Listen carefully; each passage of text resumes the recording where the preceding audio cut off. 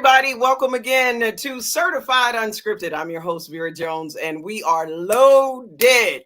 We have so much to talk about. The obvious being a big congratulations, kudos going out to the Chicago Sky. But before we even get that, I have to bring on a couple of folks that you look forward to every single week.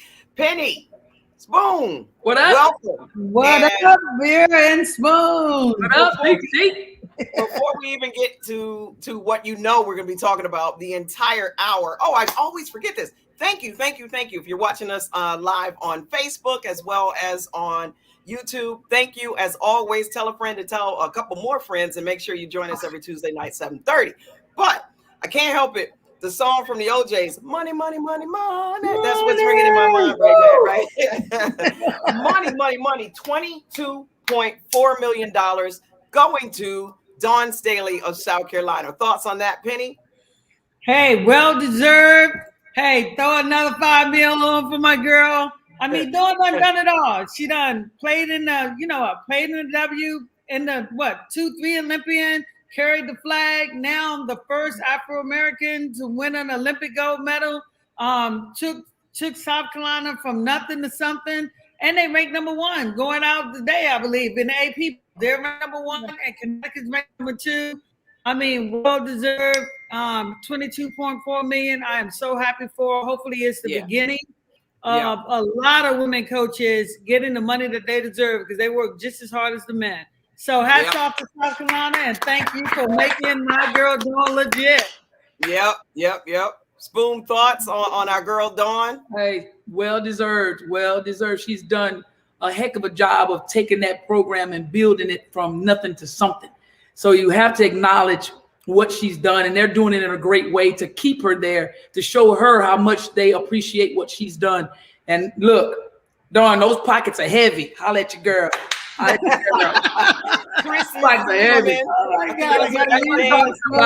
been talking about Dawn, and these are things that's on our mind. I just want to also do this while we're talking is to give all my prayers out to Nikki McCray. Nikki, I want her to know that we're praying for her, that we got her back. We love you, Nikki. We love you. Yeah. Mighty Ruthie is joining us as well this week. And Ruthie, before we jump into, we're going to be loaded with questions and comments all over the WNBA finals. But we were giving a shout out to Dawn Staley at $22.4 million contract. Was how many? 5 years? Well, I believe I know it goes through 2027 and 28. I don't know where our other contract left off at. Years. Yeah, but Ruthie, your hair is beautiful too. I like your braids. Nice. I like the braids. Hey, you know what? They're crochet. I had to do a little something. Okay, but I love that. You like it? Ruthie got some voice every time. Hey, Penny, that means a lot coming from you, Miss Fly Girl. You ain't lying. I love it. So I say my crochet is dope. It's dope. All right, Ruthie, your mic is Dawn. I reached out to Dawn and I said, girl, her and I've always stayed in touch no matter how busy she is. I say, I'm so proud of you. You deserve it. And she said, thanks, Ruru. She said, it's a blessing, just trying. I said, girl, keep doing what you're doing. So, to me, that's a testament to just really where the game is going. And women, women can do it too. So I'm proud of her. And it is well deserving because she's not someone that she stands up. She has a voice and she stands up. She might be small in stature, but her power is tall and mighty, So I like the fact that she speaks when it's necessary. She don't go around saying a whole bunch of stuff, but when it's time to speak up, she gonna speak up. She gonna flex her muscles. So she definitely deserves it. And I know a lot of other women gonna follow suit. All right. Well, again, kudos to Dawn Staley. And now we will get to what everybody is waiting for, and everybody's got a question or comment. Congratulations to the Chicago Sky on winning their very first WNBA title. And I agree with Michael Jones, not just because he's a cousin. I really do have like 3 cousins. Oh, yeah, them Joneses be showing up. Yeah, the Jones is always going to get love on this show, right? If your last name Jones, you're going to get some love. So, Michael, thank you. I agree. Definitely the best final I've ever seen. I think the WNBA has a lot to be proud of. Absolutely. And so does the Chicago Sky, who, this is the point, I meant to come on eating something because I got to eat it. I was the only one out there. Everybody jumped ship and went and said Chicago's going to win it. And I stayed true to Phoenix, trying to be, well, I picked Chicago in 4. Yeah, so you did. And kudos, Chicago in 4. It happened. Why did it happen? Tell us. Well, like I said, even though you got good posts in the both teams had great post players, and Brittney, I take my hat off to Brittney. Brittney balled out, but it's still a guard's game, and I'm not saying that because I'm a guard. The guards are the head of the horse, and I mean, look at what Sloop been doing all year long, averaging 12 assists. I think she might average even more in the playoffs. I mean, my girl Quigley. I mean, look at the shots she made down the stretch, those threes. Yep. And Copper, I mean, she just showed you what hard work does, And then CP showed up. They all played well. But I also want to give a shout out too, before we even dive into this, because I know everybody's going to be giving a shout out to the players. Being on the management side, I want to say this. I want to take my hat off to Michael Alter, because I saw how he was the owner, the main owner of the Chicago Sky. And when they weren't playing well, think about it now. People forget they lost Cappy. Cappy left and went to New York. Sylvia Fowles went to Minnesota. Elena Deladon went to Washington. He took a lot of hits, but he believes in women's basketball. Mm-hmm. He stayed the course, even though he was losing money as a team, just like a lot of other people. So I really want to say thank you to Michael for standing there. And this is a championship well-deserved. And kudos to him for hanging in there. And they got the job done. And of course, D-Wade, the third Black coach to win a WNBA championship. And y'all already know who the first Afro-American GM was to win a championship right here. Cool. So no history to be made. It escapes me who did that, actually. I keep forgetting about that. Spoon, how did it happen, especially down the stretch? There was so many different things that Chicago did. I think they shocked a lot of people. We've got some loyal fans on here. Tay Anderson is a loyal fan. Somebody, I think Latanya's giving a middle fingers to the haters. We got all kinds of stuff going on in the chat over here. But one of the things that, first of all, for what it's worth, I love an underdog story regardless. I don't have a favorite team per se. And I think given where Chicago came from, to start the league, and I think they finished 6th or 7th or somewhere. At one point, there was a question whether they would even make it to the playoffs. And so to do that and come from so far behind and then take away and so dominantly take away a championship, I got to tip my hat. Got to tip my hat.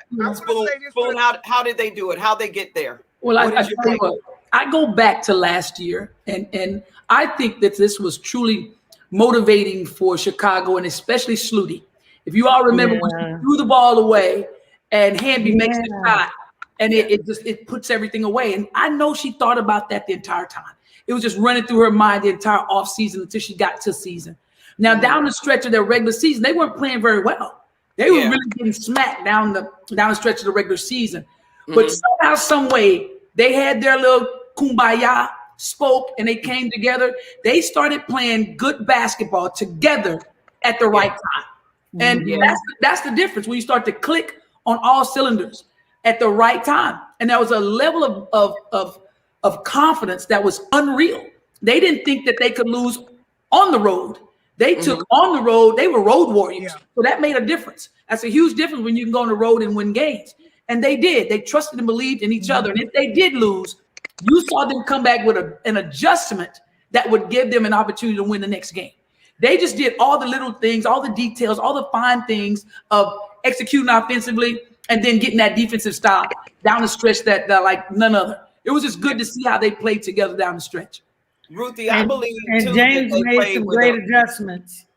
I want to take my hat off to James again because he made some super great adjustments. Yeah, and I think, I don't know, Ruthie, from a player perspective, for me, what I saw in Candace Parker was from the get-go. Now, we talked about it through this whole thing, how she was, left off the Olympics and, changing teams and all of this stuff. And, I think she had a chip on her shoulder. And one of the things I noticed, too, in that final game is how she talked to her teammates, kept everybody level. They had her mic'd up on ESPN. From a player perspective, how did you view her play, particularly in those in that final game? To me, the leadership, the tenacity, it was so much weighing on her because when you hungry, you know, when you haven't had a meal in a long time, and you got everybody else getting all the food. To me, Phoenix were, I think, picked by a lot of people to win. The media probably wanted Phoenix to win. When I say that, I'm careful when I say that, but a lot of people picked for Phoenix for a lot of reasons. They had 3 Olympians on their team. So when you would think about war, never feed the enemy. You feed the enemy by letting them know your secret. To me, the more they wanted Phoenix to win, the more Chicago got hungrier. You know, I'm sure that coach was telling them, hey, you know what? They're not expecting us to win. They want Phoenix. And I think to me that created this hunger in this hunger in her and the whole team. So she knew you either be history or make history. She wanted to make history, and she knew that she had to really keep pushing the girls and just be there. So I think to me her leadership was impeccable. Her tenacity and it wasn't about just her. It was about the whole team. And to me, that was the difference, that she didn't have to do it by herself. She didn't have to score 30 and 15. She knew she needed her teammates. And to me, that's the sign of an MVP. And when you recognize the narrative of your team and what you need. So to me, she was just hungry.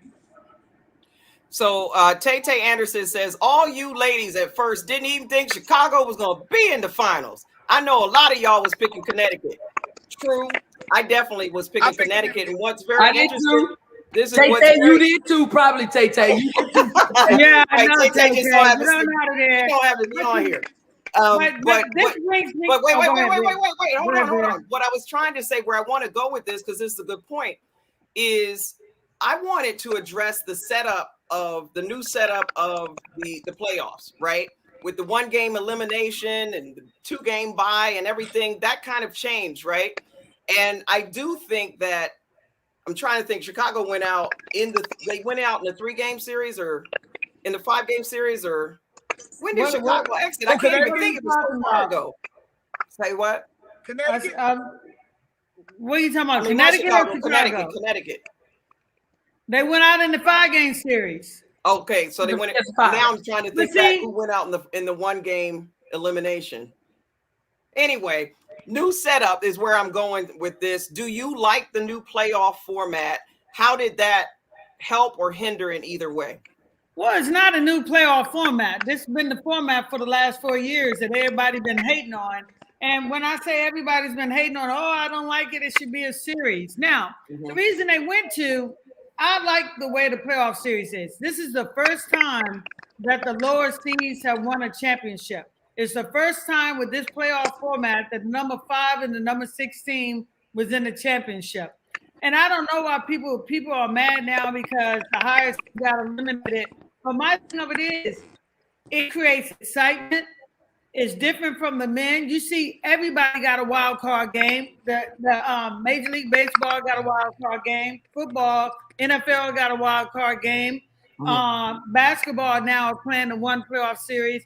I like the format because I can tell you right now, because of that 1 game, everybody has to tune in. Because if you don't tune in on television, you would not see that game. And I was in the league at the time, and that's what we wanted to create. That sense of urgency where everybody would watch the game with that March Madness feel. Now, the teams with the higher seed that got eliminated, the game's on your floor, so what are you complaining about? Show up with your A game like Chicago or like Phoenix did and win the game. Right. You know, I like it because you have to play. Every game matters. You have to play. You like it, Spoon? Really just said the difference. It makes everybody have to play to the very last game. Yes. You can't sit out. You can't do any of that. You have to play to the very last game. And it either can get you in, or even if you're trying to stay at the top, you have to play to the very last game. And it keeps it exciting. It really does. And it gives the last seed an opportunity to win.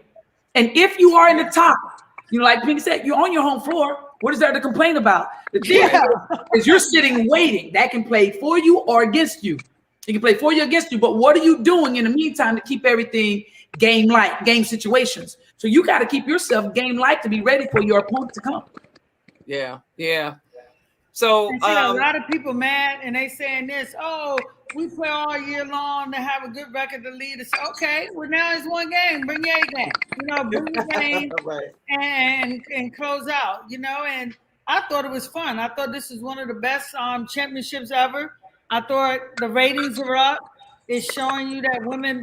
Look at all the excitement that was in these games. You know, and the WNBA is like, oh, we should explore changing the format. But the problem they had, and I want to say this last thing on the business side because I was in the game a long time for this. When you're going down the stretch in the women's league, and this is why we changed the format. When you're going down the stretch, and you remember when it was neck and neck, who's going to win, who's going to get that last spot? Business-wise, the team didn't have enough time to sell tickets for that game. So the teams that were already losing money, you took a bigger hit because you couldn't sell the game out. So it's still more people got to realize there's still a business side to this. You know what I'm saying? Yeah. So you were talking about excitement, more excitement. Well, there were a lot of little side things happening to make I this agree an with exciting you, series. Highlighting Diana Taurasi first and foremost, who pushed the ref. Xavier says, how do you feel about the double standard in the WNBA? DT pushed the ref, broke a door, and they just say it's Diana. But Courtney Williams gets vilified for a fight off the court with some chicken wings, right? Shaking my head. Thoughts, because this is true. This is, I mean, it's true. Did he lie? Did he lie, Ruthie? Xavier, you're doing some real talk. You know the superstar gonna get out of jail card. It's gonna happen every day of the week. It happens in the men. It's gonna happen to women. So I think, to me, I guess Taurasi hadn't done anything in a while. I think she was worse in the earlier years. But you know how she just got nominated as GOAT. They can't do too much. Right. You can't give her the GOAT. Right. You give her the GOAT, then you turn around and she was like, no, I'm more of a ram. Starts pushing everybody.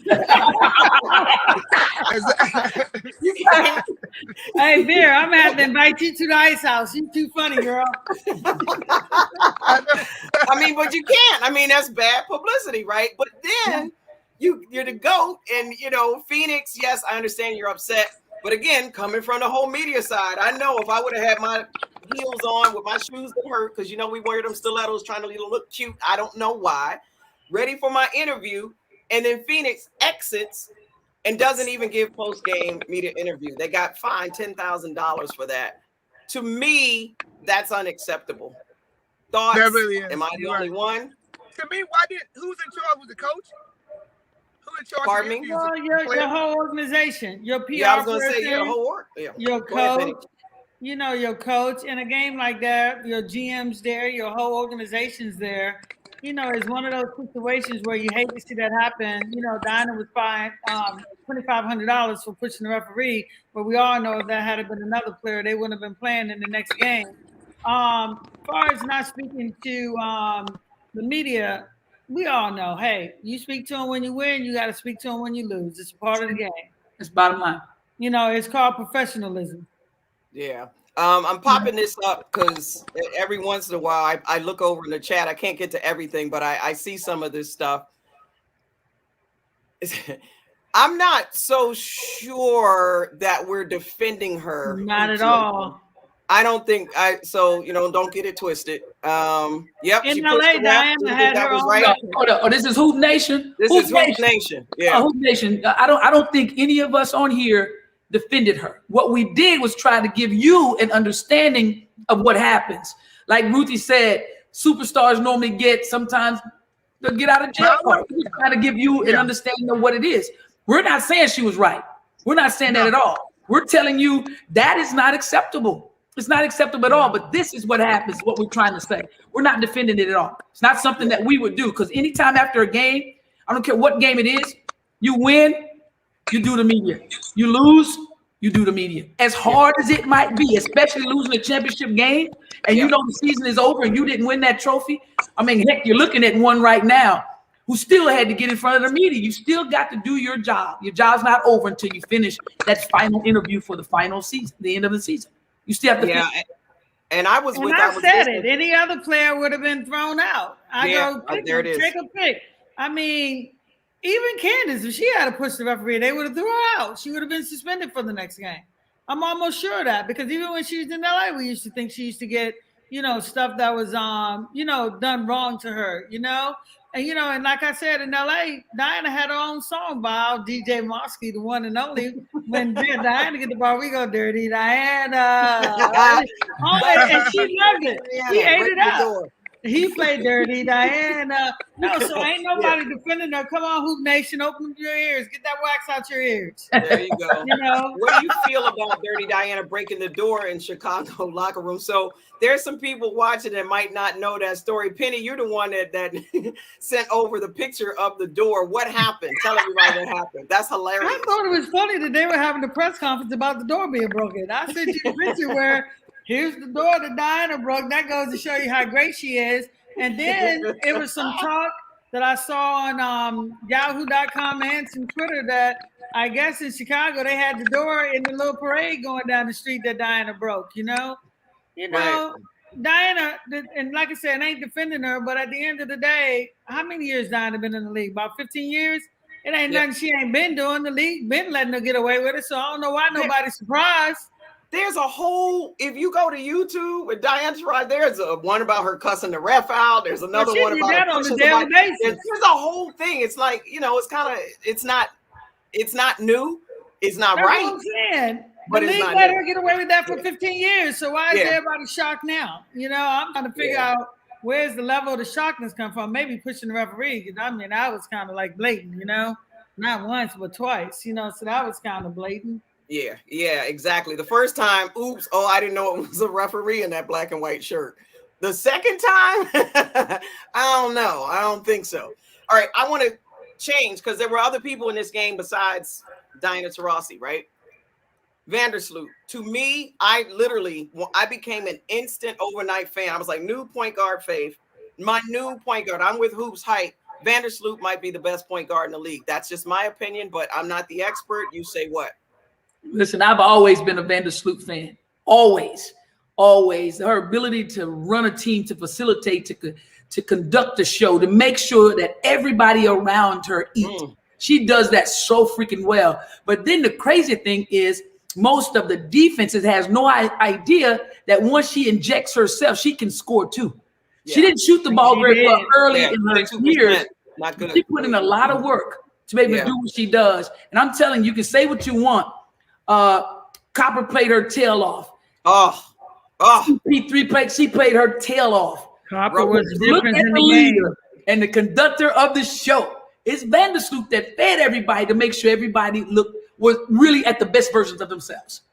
Yeah. And even when they weren't even playing well, if you look in the games, all the games, even when they weren't playing well and they needed a point, even when Chicago was in Phoenix, Vandersloot came up with a three, went down the lane, scored a layup. You know what I'm saying? Because Vandersloot, I would have to go back and look at the box score because I think she was still averaging about 18 points in this whole playoff series as well. I think she wrapped up with close to 12. Now, I definitely think she's one of the best point guards in the league, and she played awesome. But I ain't gonna lie to you. Hey, I'm Chelsea Gray all the way, so I'm not gonna deviate from that. But Vandersloot always loved her. I thought she should have been on the national team years ago. She went and got a foreign passport. But I think she's definitely, I'm happy because this will solidify her because Vandersloot is sort of like and I don't mean this by no way, you know how some people may say a poor version of Sue Bird, and it's not a poor man version of it because I think Vandersloot is awesome. But because she isn't on TikTok and Doc Talk and all this stuff, people forget about her. You know what I'm saying?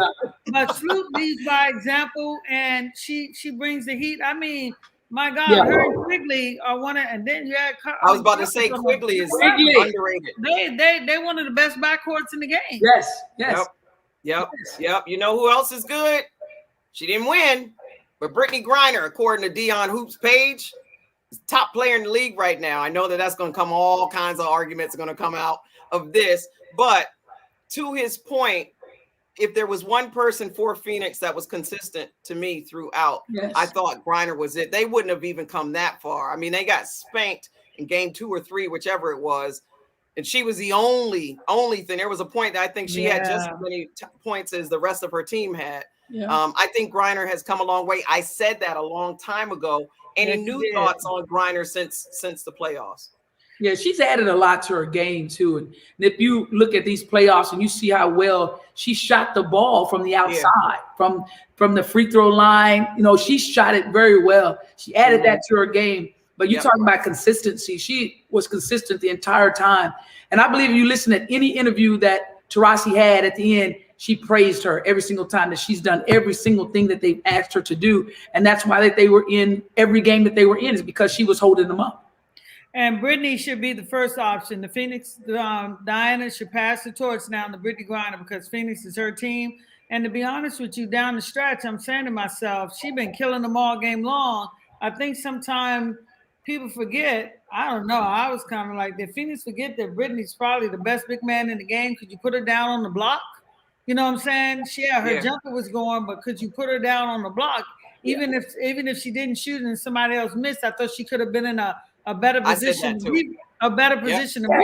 You know what I'm saying? Yeah, they bailed her out by not putting her on the block. Chicago ain't got nobody to check Brittney. Yeah, you're so right about that. Put her back on the block, the high-low action that you could have with that. Yeah. And then also, even in pick and roll situations, and she rolls hard, she's going to command the attention. So then you got another guard who might come up and be wide open off the lift because of her hard roll. It would be, because she demands so much attention, the defense are going to be watching her.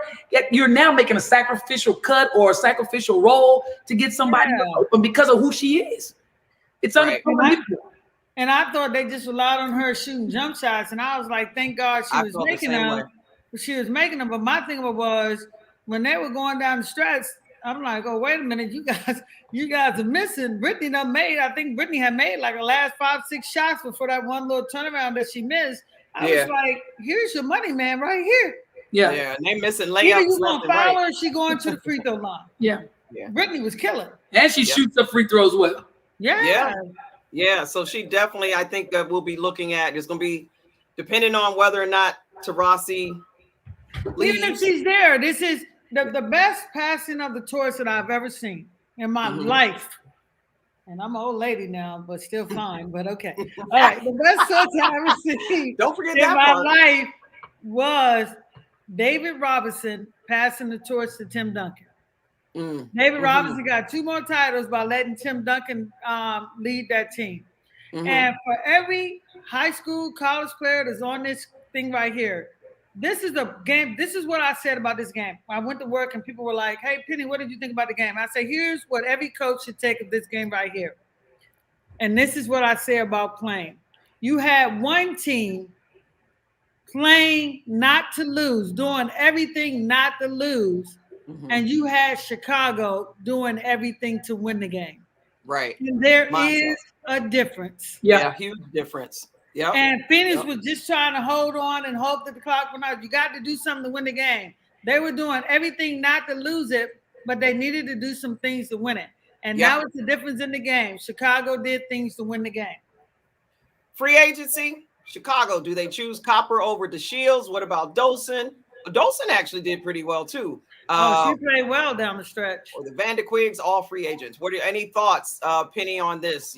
You've dealt with free agency for many, many years. How does this work? What do you think? Well, I think if you're Chicago, this should be the easiest year that you could probably ask people, if you need money, because all of those players are worth max. Maybe not the Shields, and I'm not knocking her, but you got to go. You're only as good as your last game. You know what I'm saying? In the words of Miss Janet Jackson, what have you done lately? But Copper, you got to pay. Copper was the legitimate difference in this game, and it exposed Phoenix for not having Kia Nurse there. That maybe could have slowed it down. Who knows? But she was the difference. She was the X factor. They had nobody to guard her. But I think you should sign them all back.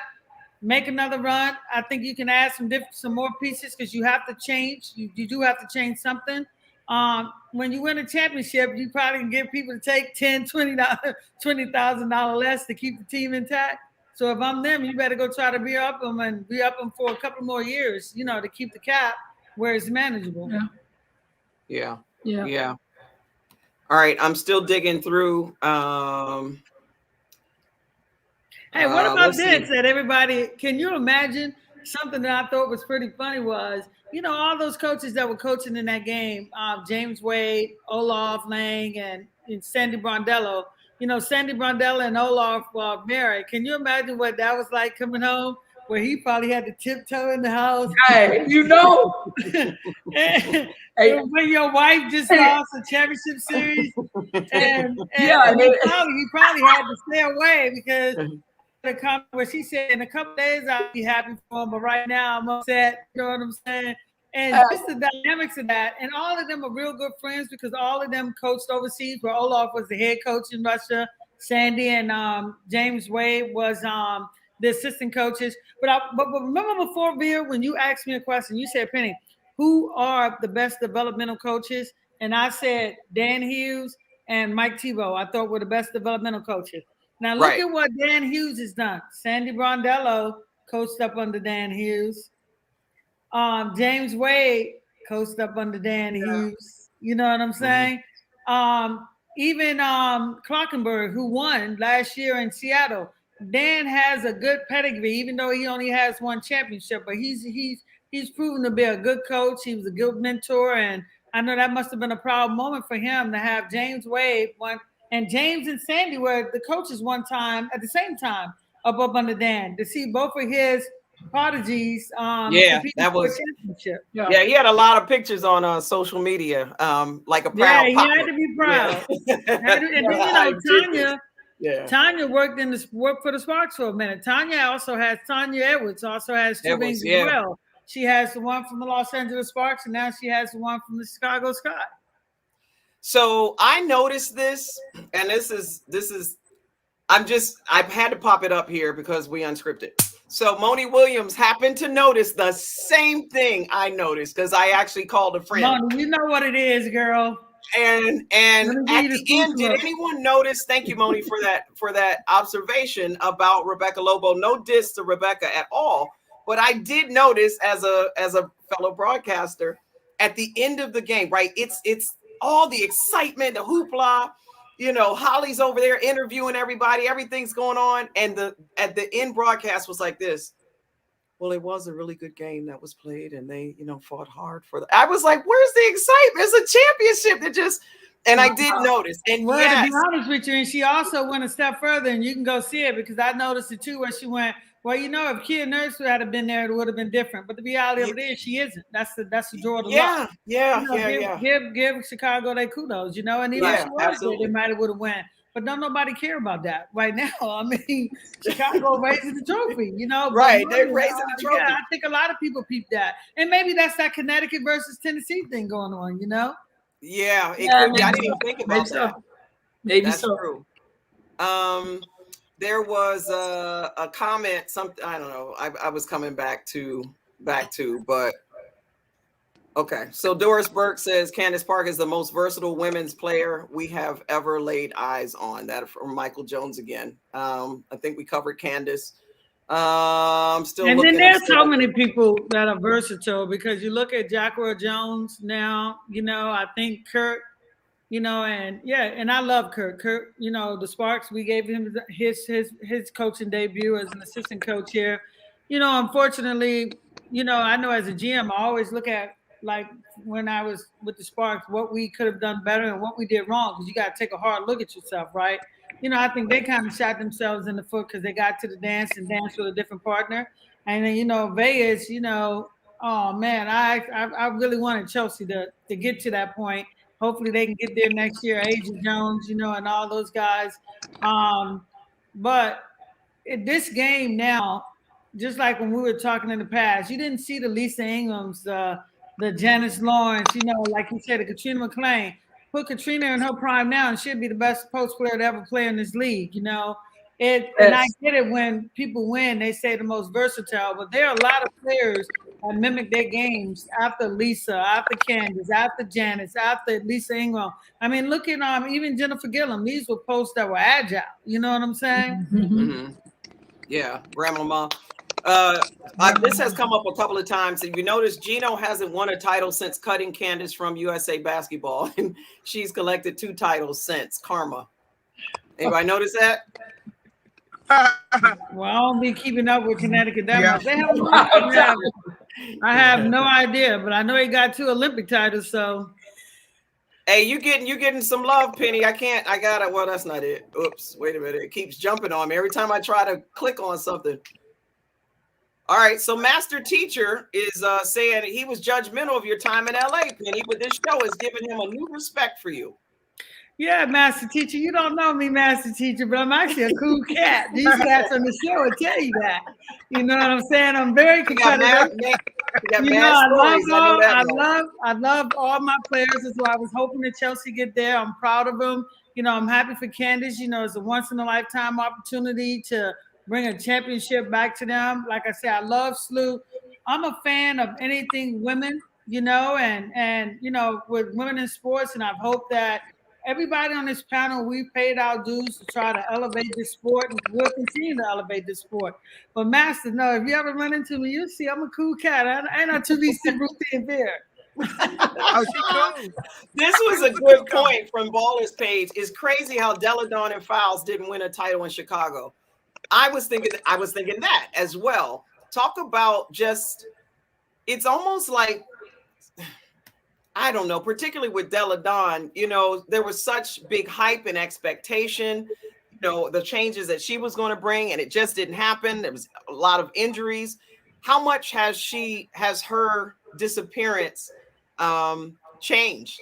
Hold up, be careful now, because here's the deal. Just like I said when I said I take my hat off to Michael Alter, because he done went through a lot. Deladon leaving, Fowles leaving. Let's even say the great Cappy Pondexter leaving. You know, had a great coach in Pokey, but Deladon ain't gone nowhere. Remember now, when she left Chicago, she did exactly what Candace did. She went to Washington and she won a championship. Deladon also has a championship, so that's why you got to be real careful. Just because Chicago won, now Deladon got her one, and unfortunately she's been injured. But hopefully she can get back, because that's a cold cat there. And that's why I said what I said. When you win, all the focus goes on the players, you know, and the coaches. But Michael Alter has been, and I know this because I'm on the other side, the business side. He has been a true believer in women's basketball. Even when Chicago was losing money, he hung in there and did all he can do. This is a championship well on Aaron, and I am super, super happy for him, because if you haven't met Michael, you need to go meet him, because he is a huge, we need owners like Michael Alter to keep this WNBA going. I got a question, especially for Spoon and Ruthie. Copper. And we've been talking about Copper. She walks around, just walks away with MVP, kind of came out of nowhere, took her opportunity, as you said, Penny. Is she material? I'm talking to 2 former Olympians. Has she made enough of a name for herself in this showing to be considered for this? Oh, she definitely made her name known. She made her name known. She got eyes upon her. Her name will be called. Trust me. Her name will be called.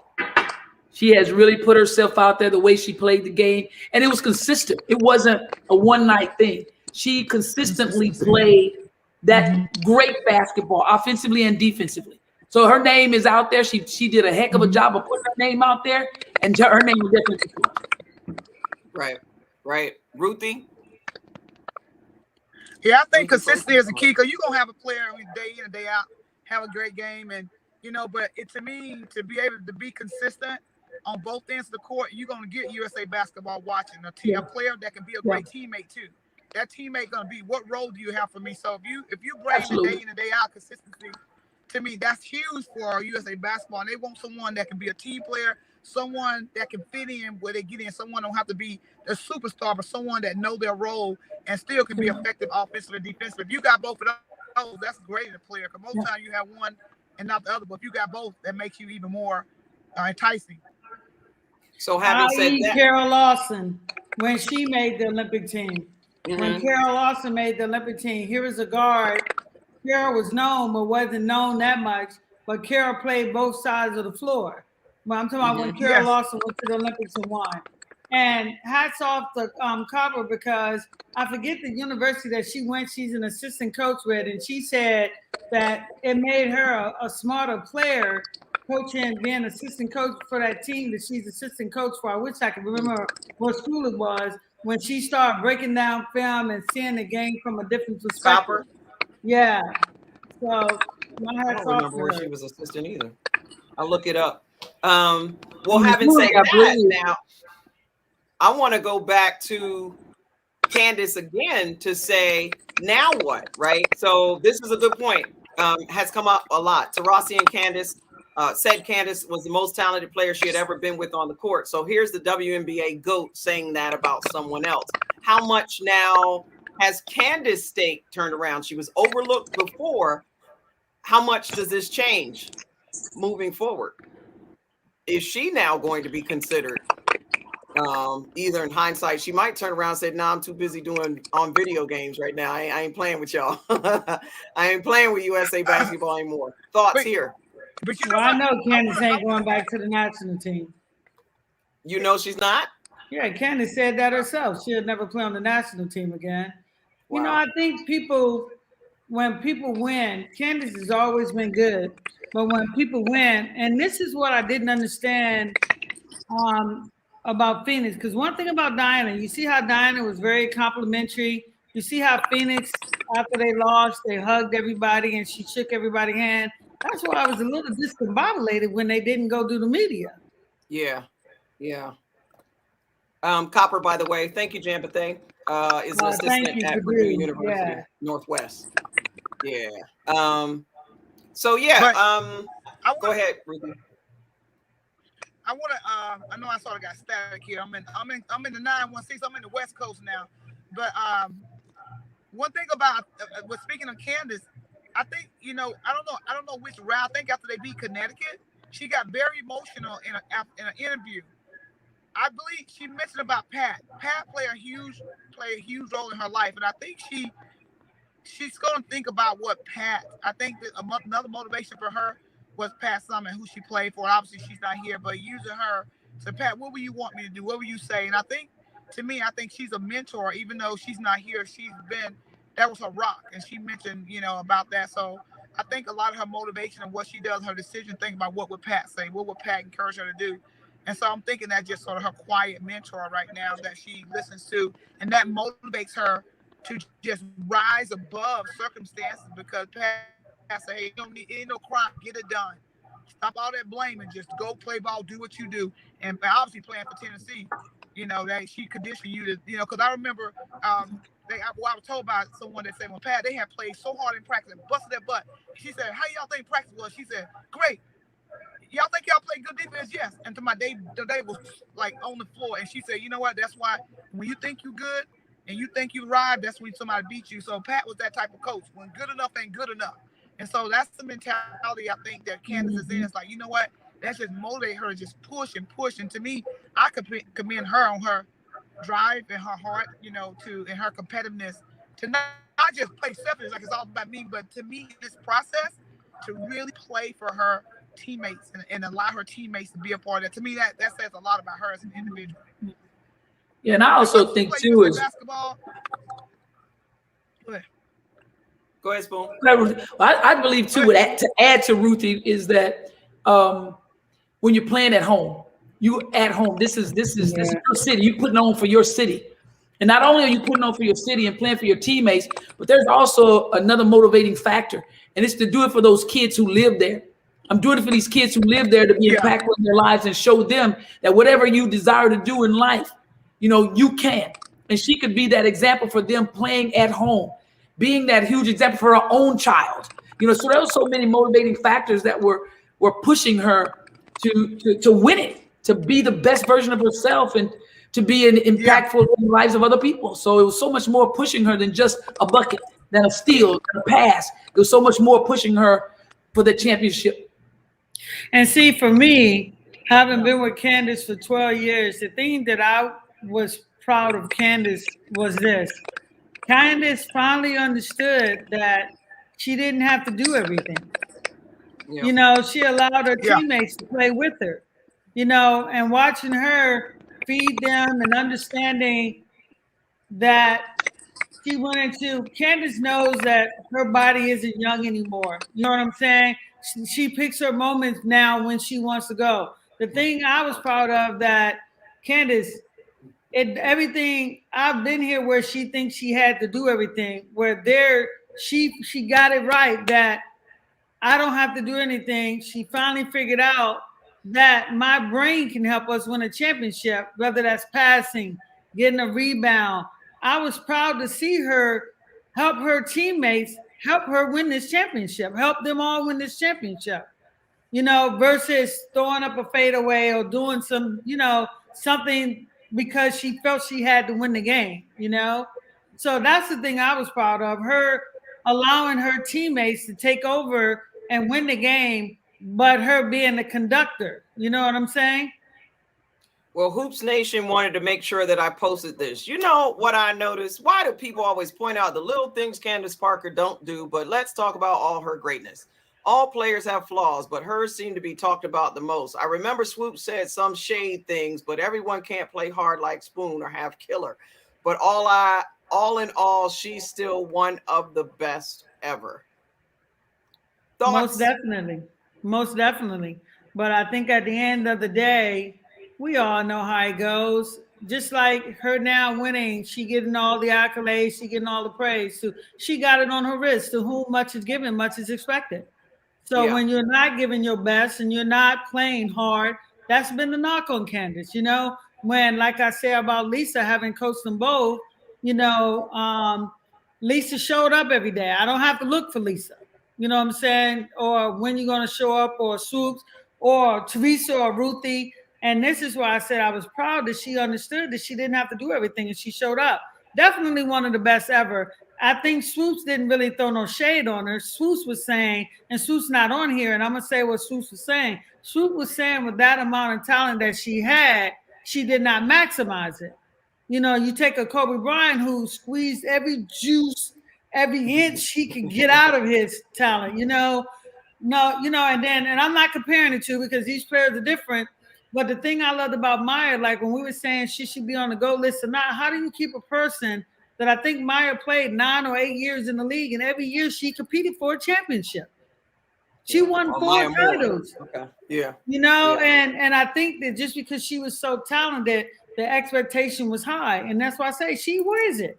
To whom much is given, much is expected. Definitely one of the greats ever. So when you don't rise to that level on a daily basis, of course you're going to be criticized. Yeah. And rightfully so. You can't take the good with the bad without the bad. But I thought what was most impressive is how she handled the criticism, because there's no better way to handle anything than to walk around and go, size 7, or whatever it is. She's got the ring. Most definitely. Right. And Spoon, I'm coming at you here, having been the analyst with the Liberty all those years.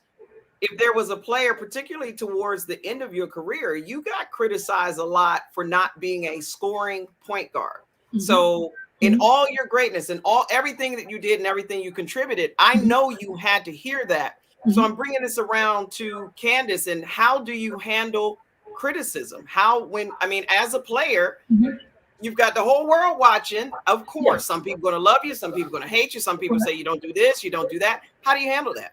First of all, I don't give a damn. And Candace didn't either. Okay. I don't care. I'm going to do what is best for my team. I'm going to do what's best for my team. I want to freaking win. I'm about impacting winning. And if it's me passing the ball the whole damn game, I'm going to pass the ball the whole game. If it means I got to defend the whole game, I'm going to defend the whole game. Now, the difference is this. It's not that I can't score. The difference is I sacrifice in order for everybody else to be the best. Yeah. Now, when you gain that understanding of who I am, then talk to me. Other than that, I don't give a damn. That's just plain and simple. I'm going to do what I need to do for my team to win. So you want to talk? It's coming. All the criticism is coming. You know that. Like you said, everybody's not going to like you. I did not play this game between the hand claps of other people. I didn't play it for you to clap for me. I played it because I freaking loved it. I played because I love playing with my teammates. I played it because I wanted to bring excitement to those who might be sitting there supporting us to watch the game. I played it because of that. I didn't play it for no trophy. I didn't play it for no ring. I didn't play it for none of that. That is icing on the cake. I played it because I freaking loved it and I was gifted playing it. Now, if you don't like how I played, don't freaking watch me. This is how that's how I feel. And I They got my girl hot. They got me hot. I got you hot now. You know what? It gives me a chance to answer it because I never answered in my whole career. Never answered in my whole career. It wasn't like it was a weight on my shoulders.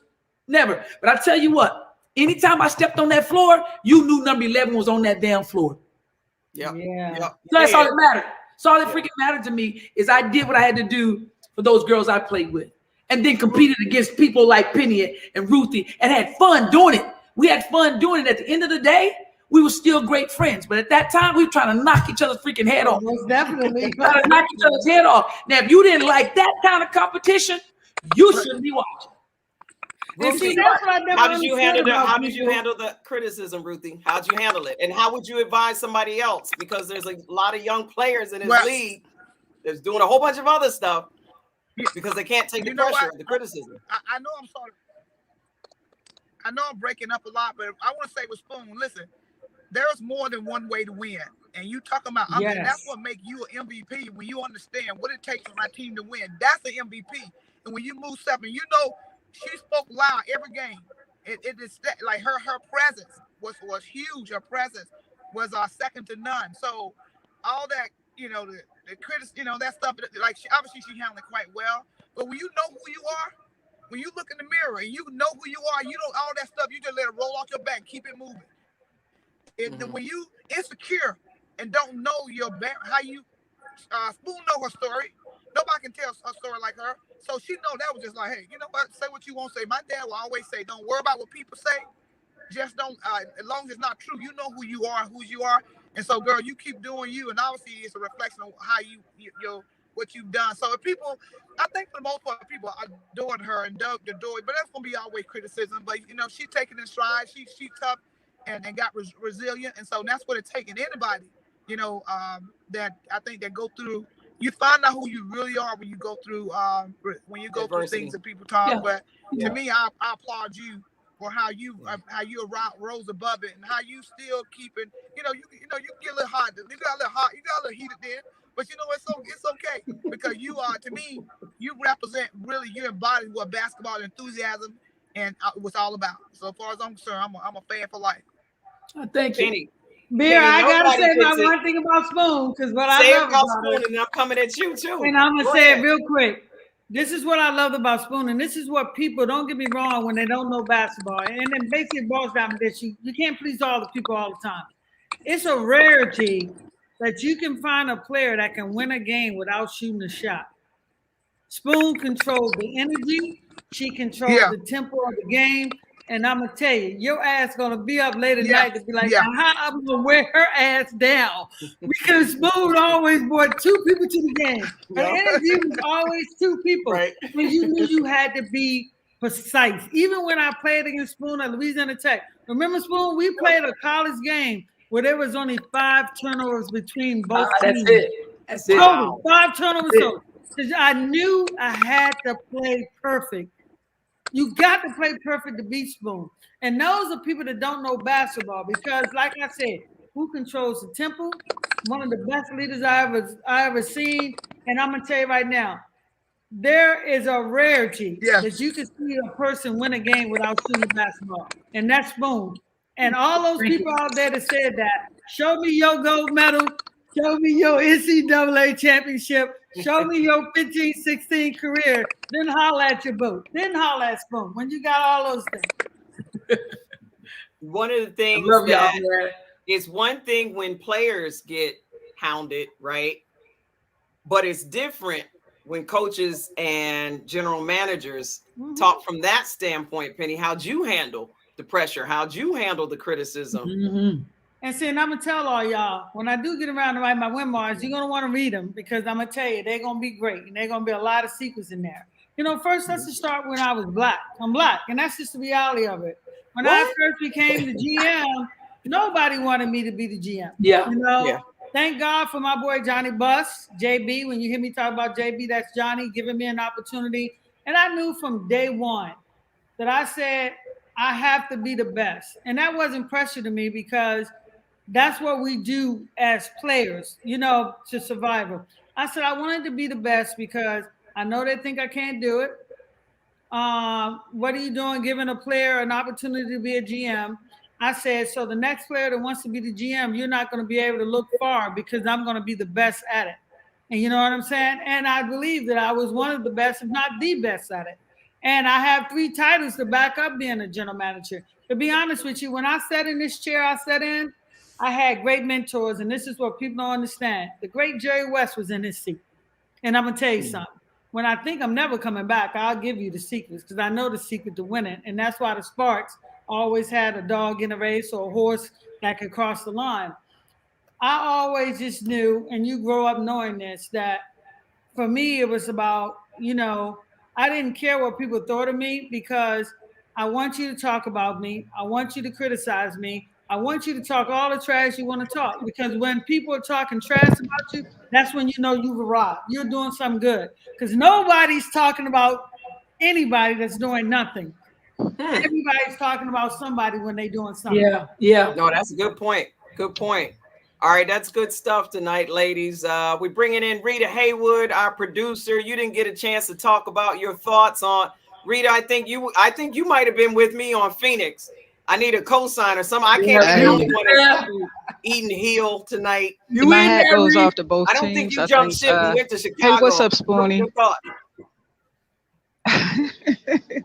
My thoughts. My hat goes off to both teams. I think they gave us a great championship series overall. Yeah, I mean, you look at Taurasi, you look at Phoenix. They come with the veteran experience.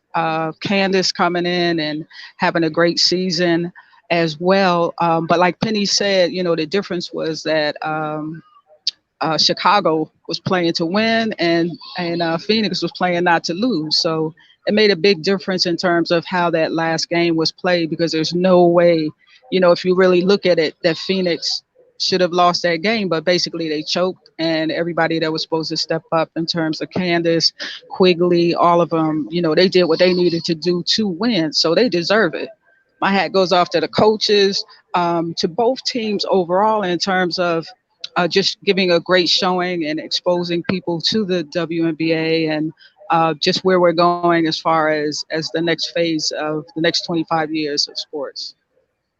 There was one comment in here. I can't find it now as I'm trying to scroll through. But before we get off, they're about the new league. Yeah. Okay. Go ahead, Penny. No. Yeah. Go ahead, Rita.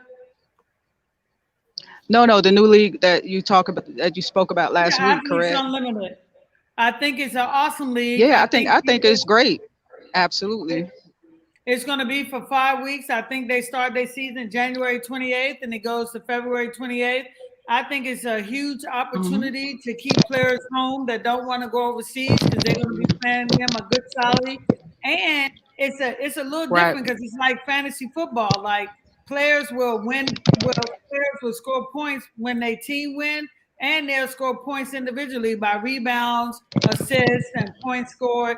And every week, the team would change. The 4 leading players with the most points given, they become the 4 captains and they choose a different team. So that would be like, say, in reality, Ruthie, Spoon, myself will probably never all play on the same team, but in this league, you possibly can because it's like a street ball mentality in terms of you can pick which team you want, and every week it changes. It's going to be fun, and I think the more teams you can have, and it's going to keep a lot of players home and don't have to go overseas, and I think it's going to be fun, and I'm excited to look forward to see what that new league is going to bring. Yeah. What's going on before we jump off? I think they're going with the format of 144 players, correct? No, just 44 players. 44 They're only going to have 144 players. No, just 44 right, players. And it's a play. It's 44 players. I thought it was overall. In a 5-week league. 5 weeks. Wow. I might be able to play in that one. Yeah. 5 weeks, that's short. Hey, everybody gonna lace everything up again. I want to say this too. But I think it's great. It's offering an opportunity, and everybody's trying to have semi-pro teams out here and do things. But we need to spread out a little bit more because we have so much talent here in the States instead of heading overseas. And this league, these owners, I believe, I hope I'm not biting off his last name. One of the owners' name is Joe. I think it's called Patacchio. They got deep pockets, because they already have. If people never seen, it's not familiar with the league. They already have softball where they got Olympian softball players. They streaming their games. They got a couple on TV. They have lacrosse, women lacrosse, and they also have volleyball. Basketball will be the fourth sport that they will be creating. But I want to say this before we go. I want to say to the WNBA, hey, my congratulations on the 25th season. I thought they did a lot of things great. It ended with an amazing championship. I'm hoping for bigger and better things for year 26. Let's keep it going. Let's keep it moving.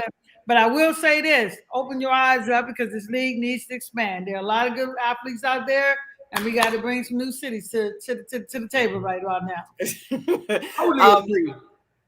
You have an assignment, apparently, Spoon. What's up with Cheryl Miller? We're going to need to know. Well, women's basketball, I have been on that assignment. I spoke with Cheryl, and she said as soon as she has the opportunity, she's going to give us a date and time. So trust me, I'm on it. All right. So there it is. You heard it right here. Certified Unscripted. Teresa Weatherspoon herself says she has been in touch with the great Cheryl Miller. So definitely looking forward to that one. Rita, next week we got Catch. Yes? Tamika Catchings next week. 26. Tamika Catchings. That is next week. Okay. Tamika and Catchings hopefully next after week. That, right. Yeah, we apologize. And hopefully after that, Lynette Woodard. And then Lynette Woodard, whoa, Miss Harlem Globetrotters herself. So, we got it coming. So stick around. Remember when, and thank you once again, all of you that watch us on Facebook Live, YouTube Live. Don't forget, you can always go to CertifiedUnscripted.com. Check out past. You definitely want to catch up if you haven't caught up on Swoops. Then we had we also had Teresa Edwards. Ashley Battle. Last week was Shamika Holesclaw. Great show. So we got a lot of great shows, a lot of great guests. I hope you have an opportunity to go back and catch it if you haven't caught it. And then just keep joining in. Next week again, Tamika Catchings, one of my all-time favorite players. Really, really looking forward to that. Got a lot of background stories with her as well. So when it comes to women's hoops and just loving sports in general, and doing it like nobody else does it, we're not new to this. We're true to this. We are certified unscripted. Unscripted. And we'll see you guys next week. Y'all.